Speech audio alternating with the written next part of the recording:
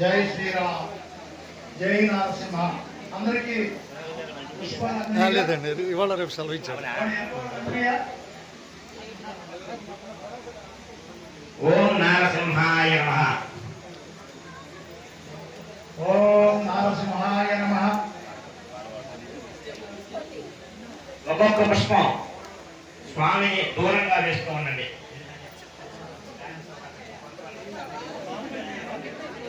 అమ్మా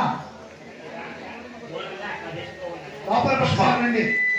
ఒక్కొక్క పుష్పం నరసింహాయ నమః అనుకుంటూ వేస్తూ ఉండండి. ఓం